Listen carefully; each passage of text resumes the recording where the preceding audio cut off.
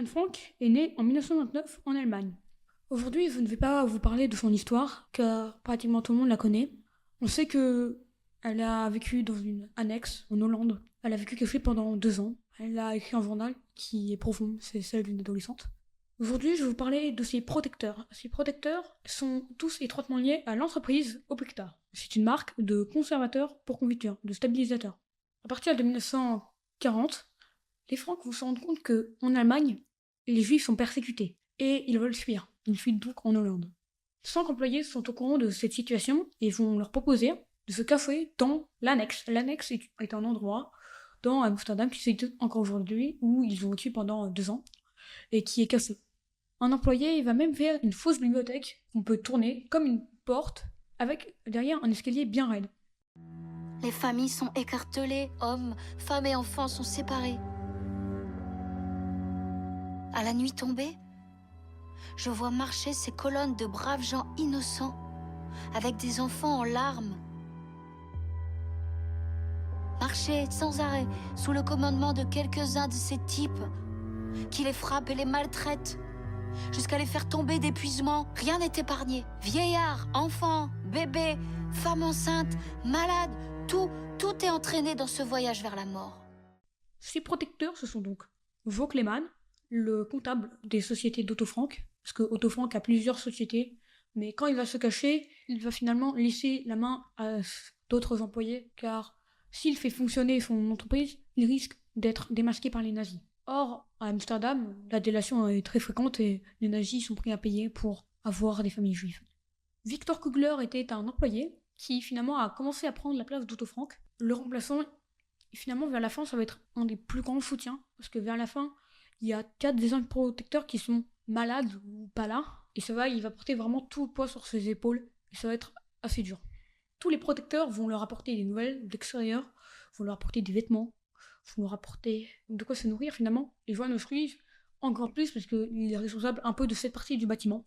D'ailleurs, il y aura aussi dans cette partie du bâtiment quelqu'un qu'on nomme Van Maren. En fait, Van Maren, on a eu beaucoup de suspicions par rapport à lui, sur peut-être qu'il a trahi parce que il savait pas qu'il y avait une famille, mais il se doutait de quelque chose.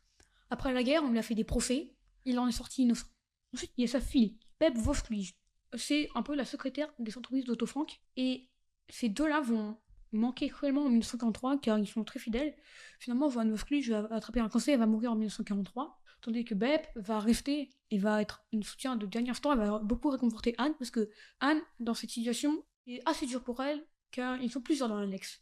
Dans l'annexe, il y a déjà la famille Frank, composée de Margot, sa grande sœur, qui est bien sûr l'aînée, celle qui fait tout. Et en fait, il va y avoir des tensions entre la mère d'Anne Frank et Anne Frank. Finalement, ça va être tellement compliqué dans cette famille qui commence à se distendre que pendant la guerre, il n'y aura que des tensions. Et ça, on ajoute au fait de vivre en promiscuité avec une autre famille, les Van Pell, qui eux aussi sont des juifs. Le père Van Pell est finalement un employé de Otto Frank qui est juif. La radio anglaise parle d'asphyxie par les gaz. C'est peut-être la méthode d'élimination la plus rapide. Qu'est-ce qui les attend dans les régions lointaines et barbares où on les envoie ?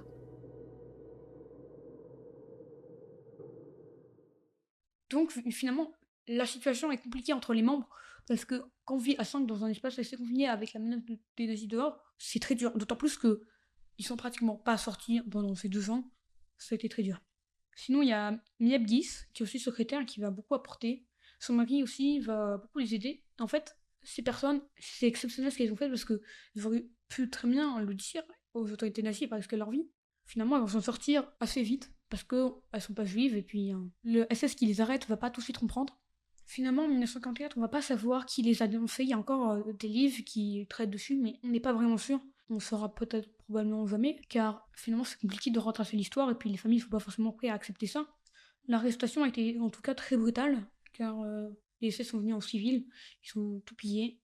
Et encore aujourd'hui, venir dans ce lieu, c'est beaucoup d'émotions car on voit la bibliothèque qui tournait, on voit il y a toute une salle consacrée autour de la déportation de Anne, de Margot.